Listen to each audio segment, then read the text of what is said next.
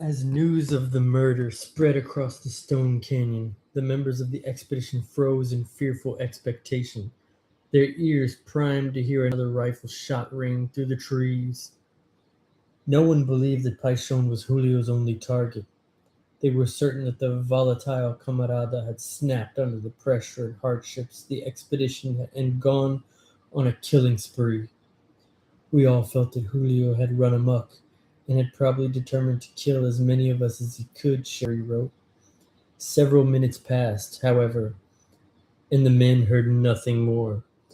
The forest's heavy silence in the wake of the single shot was more sinister than a fusillade, threatening to break any moment and from any direction.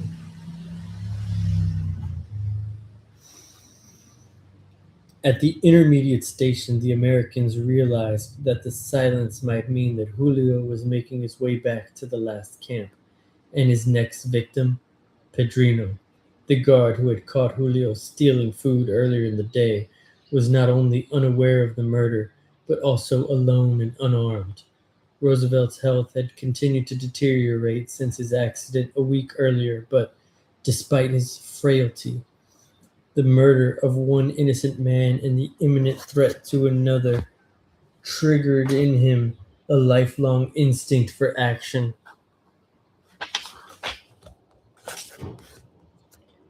To Kermit and Cherie's dismay, Roosevelt suddenly pulled himself to his feet and lunged for the same group of rifles from which Julio had taken his murder weapon just minutes earlier. Ordering his son and the naturalist to guard the canoes and supplies, he set off to warn Pedrino, a rifle clenched in his hand. Before we could stop him, he had started down the path where Julio had disappeared, Cherie wrote. Without hesitation, he himself chose to go back over a trail on which the murderer might be concealed.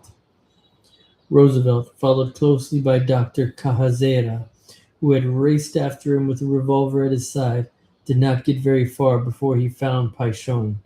The young man lay face down near an abandoned pile of baggage, his lifeless body crumpled and still, a pool of blood slowly spreading beneath him. Julio had shot Paishon straight through the heart, and he had dropped dead on the spot, pitching forward until he slammed into the soft forest floor like a felled tree. The murderer, Roosevelt determined, had stood to one side of the path and killed his victim when a dozen paces off with deliberate and malignant purpose. Now that he had seen with his own eyes what Julio was capable of, Roosevelt's concern for Pedrino had a sense of urgency redoubled. Struggling on with his infected leg, he pushed past Paishon's body and continued to make his way to the last camp, searching for any signs of Julio. When they finally reached the camp, Cajazera swiftly and silently stepped in front of Roosevelt. "My eyes are better than yours, Colonel," he said. "If he's in sight, I'll point him out to you, as you have the rifle." Julio, however, was nowhere to be seen. Pedrino was unharmed, but the murderer had disappeared. They realized that he must be hiding somewhere in the forest, probably not far from where he had shot Paishon. By that time, the other officers had reached the scene of the murder.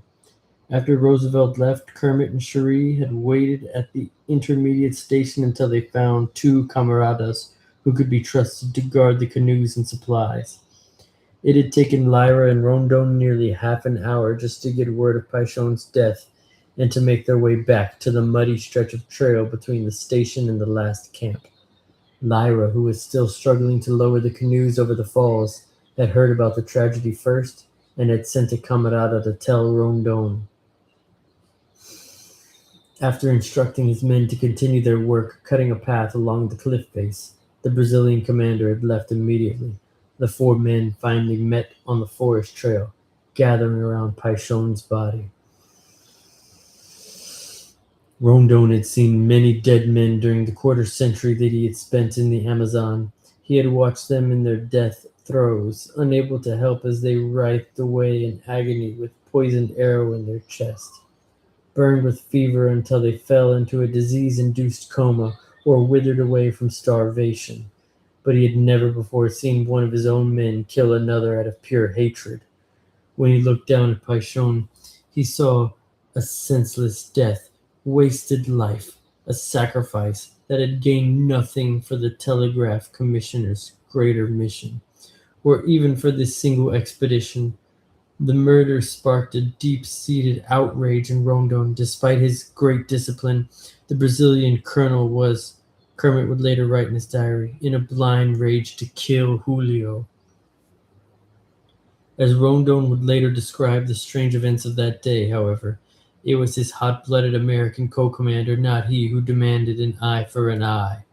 After finding Paishon, the four officers walked back to camp looking for Roosevelt. When I meet him, Rondon later recalled, he was very pent up when I met him. Julio has to be tracked, arrested, and killed, Roosevelt barked when he saw Rondon. In Brazil, that is impossible, Rondon answered. When somebody commits a crime, he is tried, not murdered. Roosevelt was not convinced. He who kills must die, he said. That's the way it is in my country.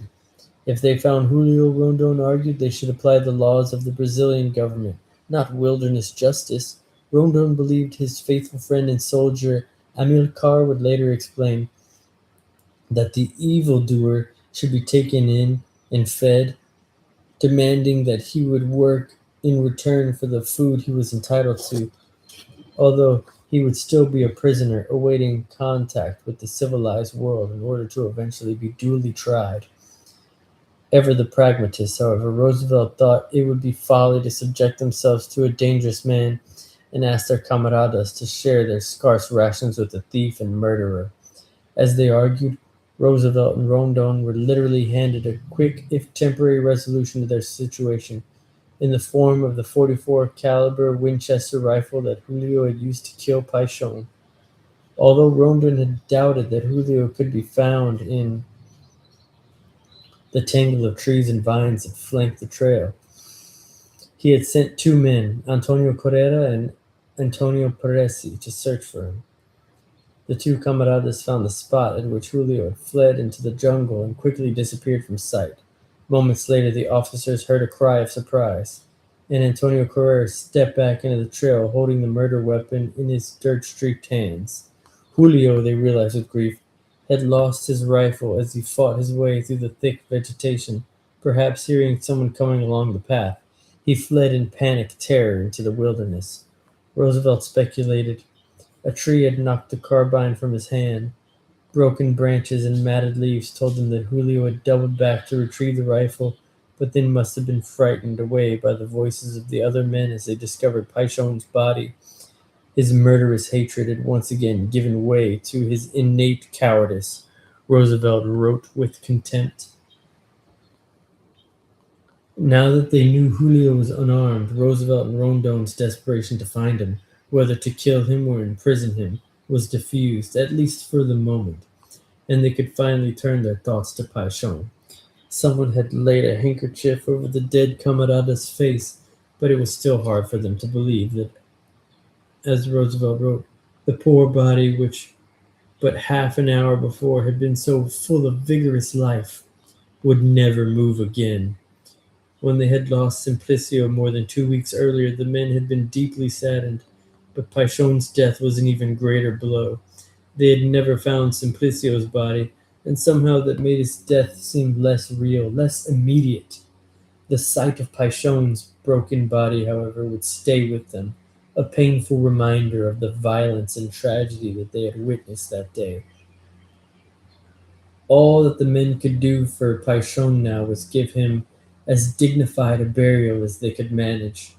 Rondon announced that he would name the falls and the mountains that surrounded them Paishon, as they had the bad destiny of being the indirect cause and theater of the young man's murder. He decided to bury his camarada where he had died, with his head toward the mountain and his feet toward the river. The principal obstacle to Rondon's plan was that, having already abandoned most of their tools, the men did not have any shovels with which to dig a grave. While the officers stood watching, their hats removed, the camaradas used knives, axes, and their own hands to claw back the wet earth. When they finished, Roosevelt and Rondon reverently and carefully picked up Paishon's shoulders, while Lyra, Kermit, Cherie, and Dr. Cajazera supported his back and legs. Together, they laid the blood-soaked body in its shallow grave, heaped a low mound over it, placed a rude cross at the head, and fired a volley into Paishon's honor. Then we left him forever, Roosevelt wrote, under the great trees beside the lonely river. Although finding Julio's gun had eased their minds, it did not ensure their safety. With nowhere to go and nothing to lose, Julio would likely try to steal another gun, or, at the very least, provisions from the expedition if he was still feeling angry and vindictive. He could damage their dugout canoes, or even try to kill them by pushing boulders over the cliff's edge while they were working on or near the river. Until they passed these rapids, moreover, the men would still be scattered across the gorge. In an effort to protect themselves and their cargo and canoes, they posted the guards wherever they could. One man was stationed at each of the two camps, and another was assigned to follow the camaradas as they completed the baggage carry. Cherie himself guarded Lyra, Kermit, and their men as they lowered the rest of the canoes over the falls. Despite a determined struggle, the men were able to move only part of their baggage and two of their four canoes to the bottom of the falls before darkness fell. Since they could not risk losing any of their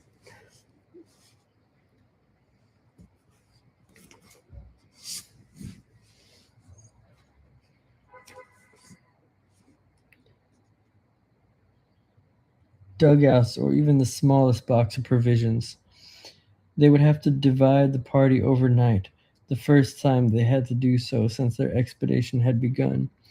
Some of the men slept at the head of the rapids that night, while the rest swung their hammocks between a clutch of trees that had somehow grown up among the boulders that littered a narrow strip of land at the bottom of the cliff. That night, as they helped Roosevelt struggle to reach the new camp, the men were struck anew by how sick he was.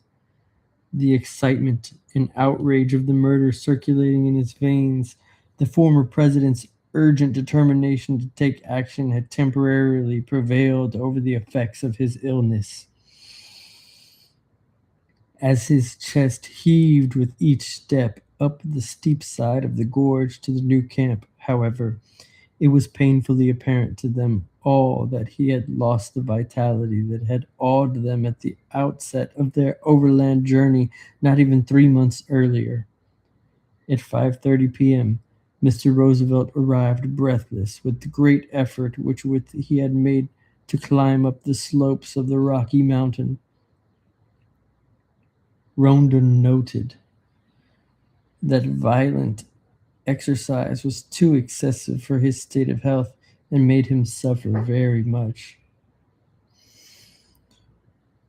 Roosevelt's heart worried them now as much as his infected leg. For the past few days, the man who had torn through every backwoods he could find, from Oyster Bay to Maine to Washington, D.C.'s wild Rock Creek Park, could hobble only a few steps before becoming utterly exhausted.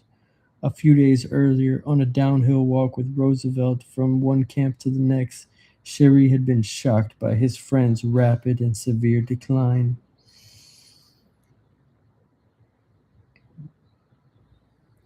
As he and I went down the trail to our camp at the footsteps of the rapids, his heart was so affected that frequently he had to sit down and rest, Cherie wrote. He was evidently in great pain because 3 or 4 times he threw himself on the ground and begged me to go on. Kermit was acutely aware of his father's serious condition, writing in his diary the day before the murder that he had worried a lot about father's heart. His concern was rivaled by Cherie's. The respect that the American naturalist had long held for Roosevelt had deepened over the past few months into a brotherly affection. and he was as determined to bring him out of the Amazon alive as he was to get himself out. With each passing day, however, that goal seemed increasingly unreachable. There were a good many mornings when I looked at Colonel Roosevelt and said to myself, "He won't be with us tonight," Sherry wrote. And I would say the same thing in the evening. "He can't possibly live until the morning." It was Roosevelt's earlier, although aborted, decision to take his own life as much as his rapidly deteriorating health.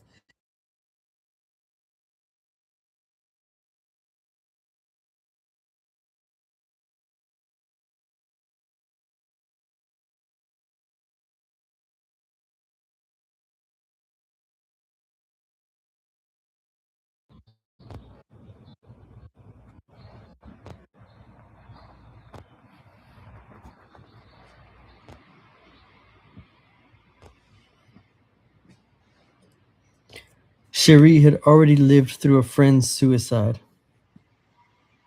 and he would never forget it or his role in it. Well, on an earlier expedition, one of his campmates had approached him looking pale and drawn, but the naturalist recalled, with the fire of decision burning in his eyes, "Cherie, lend me your revolver." The man had said. "What are you going to do with it?" Cherie had asked. The answer had been quick and blunt. "Shoot myself."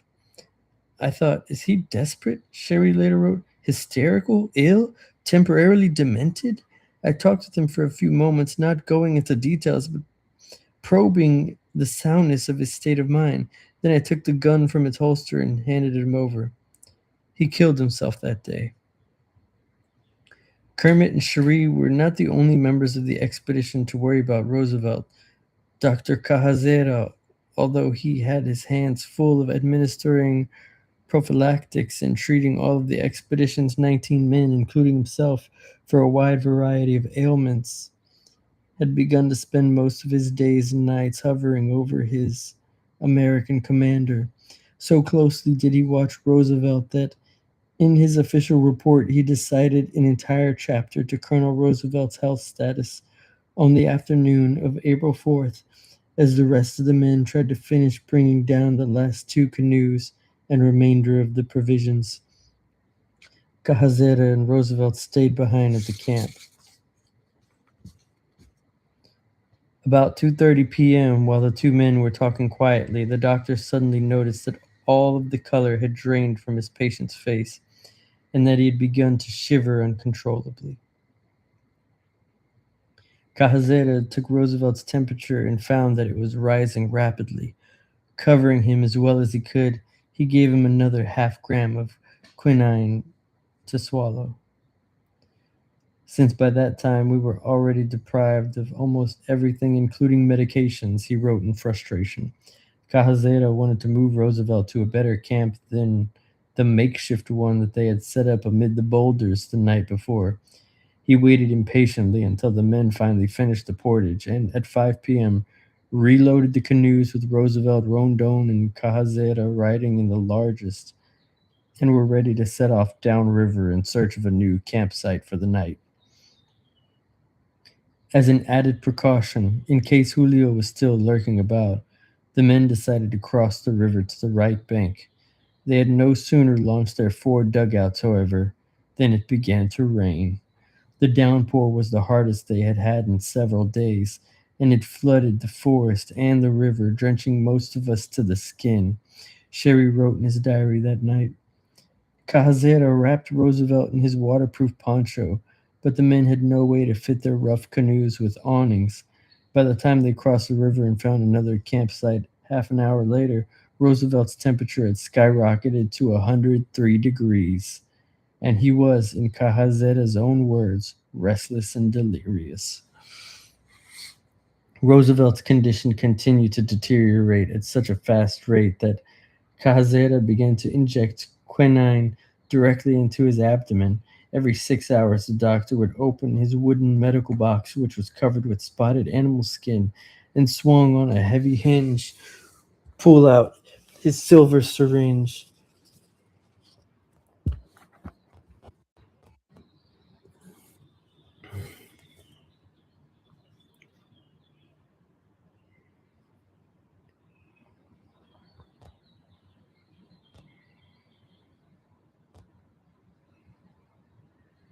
and give his patient another half-gram injection.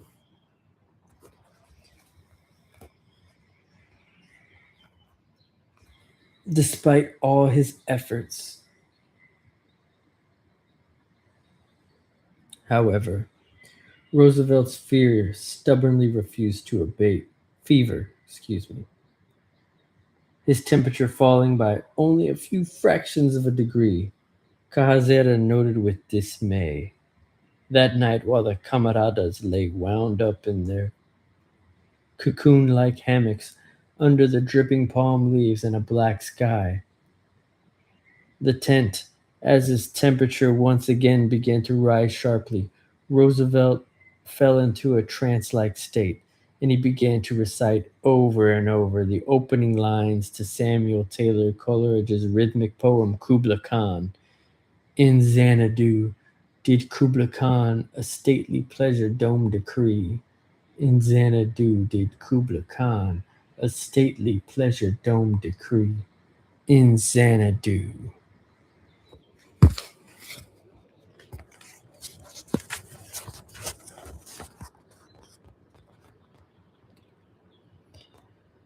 As the night wore on, Roosevelt slipped in and out of consciousness. One moment he was looking directly at Kermit and asking him if he thought that Cherie had eaten enough to keep going, and the next he had forgotten his son's presence entirely and was feverishly murmuring to himself, I can't work now, so I don't need much food, but he and Cherie have worked all day with the canoes. They must have part of mine.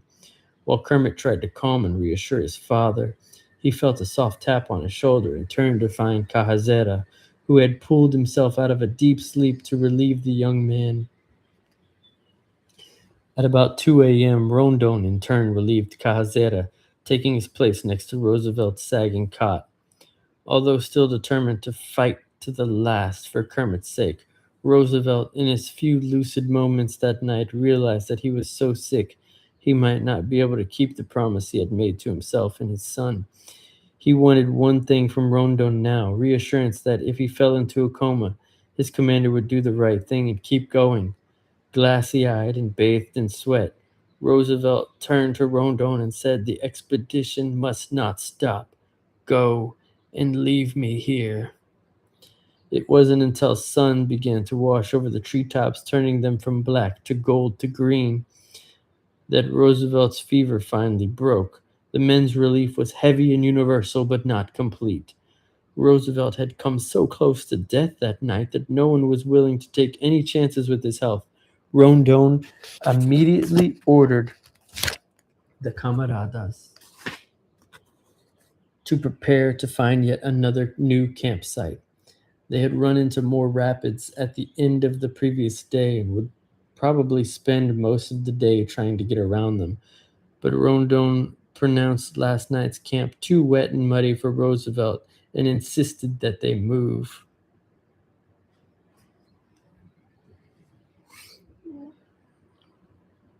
As it turned out, the best spot they found for a new campsite required a walk of half a mile.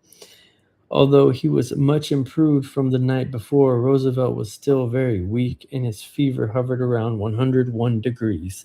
Cajazera planned to have some of the camaradas carry him to the next camp on his cot, but Roosevelt refused to be carted through the forest like a king or an invalid. As soon as Colonel Roosevelt learned of our decision, he opposed it strongly, finally stating that he did not want to become a heavy burden on the expedition.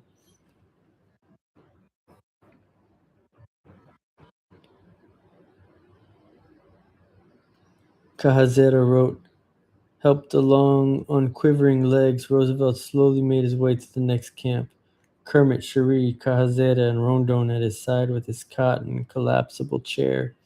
From the time when he became very tired, he would rest either on his bed or chair, Cajazera would later recall, and so he bravely made the journey.